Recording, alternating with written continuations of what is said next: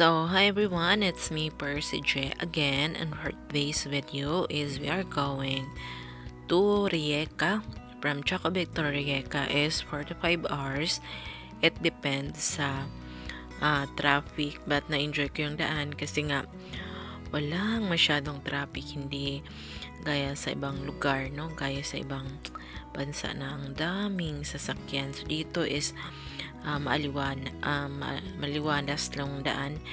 And first time kong pumasok or maka-experience sa mga tunnel na daan, no? Kasi parang siyang binabacuum yung tainga mo. But hindi naman siya ganun kahaba yung tunnel, but ganun yung experience, parang binabacuum yung ulo mo or yung tainga mo. But again, kasama ko ngayon si Tonton, yung partner niya, Barbirds TV, and second time ni Nick Chan na magbiyahe ng ganun katagal. So, thank you po, Tonton and partner, sa pagpayag na samahan kami dito sa pag-witness sa kasal ni Kim. So, malapit lang siya guys, honestly, kung sa Google Map. Yun nga, matagalan ka lang, it depends doon sa traffic at saka kapag ka may dadaanan ka, syempre sometimes magsi-CR tayo, hanap tayo ng gasoline station or para yung kainan, yun, diba? Kapag nagugutom ka, yun yung mga makapagpatagal sa biyahe mo. But again, today is a good weather also. So, maraming salamat. Sumabay yung panahon. Hindi maulan.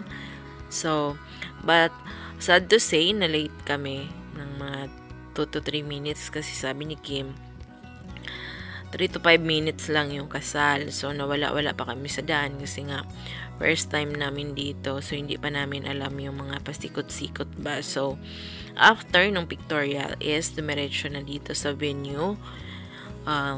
Nag-order ng pagkain, and yung mga bisita ni Kim is kami, TV, Nick Chan, at saka dinala ni Barbets yung driver niya, at saka yung partner niya. Then, yung partner naman ni Kim is yung pamilya niya, best friend, ganon. So, yun lang. Hindi gaya sa atin na buong barangay pupunta, no? But, we wish to Kim and sa partner niya na kung ano man yung mga plan nyo in life is pagbutihan nyo, and yung sinumpaan na hindi ko lang alam kung nagsumpaan ba tong dalawa na till death do us part, no? Kasi nga sabi perma lang na, diba? So yung ganun yung nila process ng wedding. So to Kim, congratulations and maraming salamat sa pag-imbita sa amin. Alam kong mahirap kang kunin ang iyong loob kasi nga si Kim is smart, no? Smart girl na nakilala ko since classmate kami nung high school, and talaga siya, parang future yung hinahanap pa, no? So again, congrats sa iyo and sa iyong partner, and sana'y magiging masaya, and hoping na kung ano man yung dreams nyo together is makakamtan nyo yun. So again, maraming salamat sa pag-imbita sa amin. That's it. This is Percy J, and welcome back to my channel.